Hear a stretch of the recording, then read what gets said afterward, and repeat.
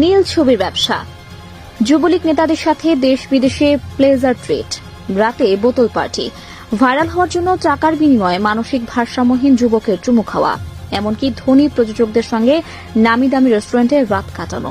কি করেননি তিনি? বলছি ঢাকাই সিনেমার আলোচিত নায়িকা শিরিন শিলার কথা। 1 দশক ধরে অভিনয়ের সাথে যুক্ত। এতদিনের শোবিজ ক্যারিয়ারে কোনো হিট সিনেমা উপহার দিতে পারেননি। নিজেকে তিনি দাবি করেন নায়িকা, কিন্তু অভিনয় নয় বরং বিতর্কিত কর্মকাণ্ডের কারণেই তিনি সকলে পরিচিত। সিনেমার ফ্লপ অথচ বিলাসিতার কোনো কমতি নেই, দামি গাড়িতে চলাফেরা করেন, নিয়মিত পাড়ি জমান বিদেশে। ঢাকাই সিনেমার বিতর্কিত নায়িকা শিরিন শিলার হাতে যেন আলাদিনের চেরাগ। আওয়ামী লীগের বড় বড় নেতার সাথে তার অন্তরঙ্গতার কথা বারবার উঠে এসেছে। অনেকের সাথে নাকি বিদেশেও ভ্রমণ করেছেন তিনি। নিষিদ্ধ অশ্লীল সিনেমা তৈরিতে তার নাম থাকলেও কোনো ব্যবস্থা নেওয়া হয়নি। জড়িত ছিলেন ক্যাসিনো কাণ্ডের সাথেও, কিন্তু অনেকে বিপদে পড়লেও শিরিন শিলা ছিলেন বহাল তবিয়তে। আলোচিত এই নায়িকা প্রথম দিকে কাজ করেছেন ছোট পর্দায়, কিন্তু সেখানে মোটেও সুবিধা করতে পারেননি। এরপর রাতারাতি ভাগ্য পরিবর্তন করতে যুক্ত হন চলচ্চিত্রের সাথে। 2-1টি আইটেম গানে নেচে কিছুটা পরিচিতি অর্জন করে ফেলেন। তবে নায়িকা হিসেবে তিনি এখনো ফ্লপ।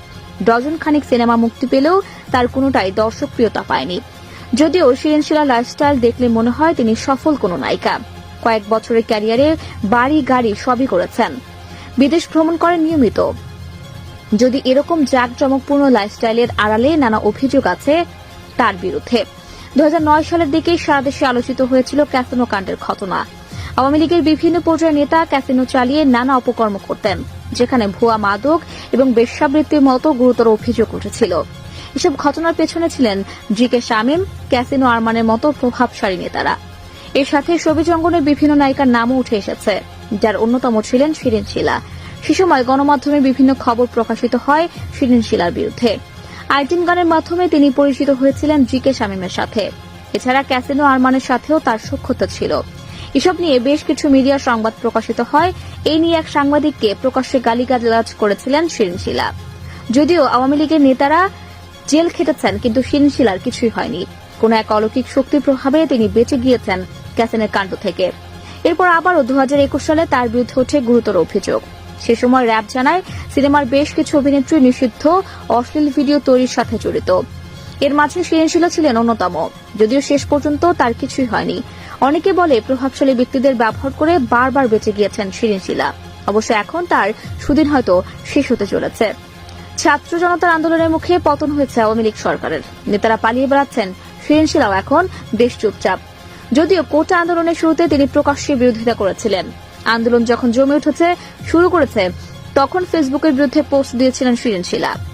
অথচ শোবিজ অঙ্গনের অনেকেই তারকা ছাত্রদের পাশে দাঁড়িয়েছিলেন, রাস্তা নেমে আন্দোলনও করেছেন। কিন্তু শিরিন শিলা স্রোতের বিপরীতে গিয়ে পোস্ট করেন, জানিয়ে অনেক সমালোচনাও হয়েছিল। পরে অবশ্য স্ট্যাটাস ডিলিট করে দেন তিনি। আলোচিত এই নায়িকা নিজেকে দাবি করেন সেকেন্ড পরিমণি। নিজের সৌন্দর্য এবং শিক্ষাগত যোগ্যতার প্রশংসা নিজেই করেন। তার কাছে নাকি শত শত প্রেমের প্রস্তাব আসে। সিনেমার ক্যারিয়ার অনেকটাই ব্যর্থ, তবুও নতুন নতুন সিনেমায় চুক্তিবদ্ধ হচ্ছেন শিরিন শিলা। এখন মুক্তির অপেক্ষায় রয়েছে তার অভিনীত বেশ কিছু চলচ্চিত্র। তা দর্শক, আলোচিত নায়িকা শিরিন শিলার এমন কি অলৌকিক শক্তি আছে যার কারণে তার কিছুই হয় না, সেটা অবশ্যই কমেন্টে জানাবেন।